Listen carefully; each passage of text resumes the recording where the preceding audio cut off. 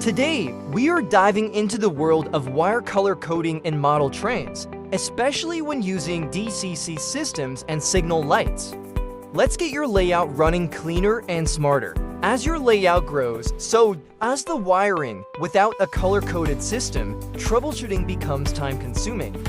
A clear system simplifies fixes and saves you time in the long run. Standard wire colors in DCC digital command control systems help keep wiring consistent and organized. This is especially useful in complex layouts with track power, turnouts, lighting, and accessories.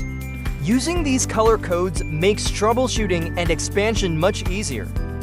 Now for the signal system. Color codes help wire signal lights clearly and correctly, making installation, troubleshooting, and maintenance much easier over time. They also help prevent confusion in larger, more complex layouts with multiple signals. Consistent use of colors ensures every signal behaves as expected. Wiring a 3-light signal with red, yellow, and green lights.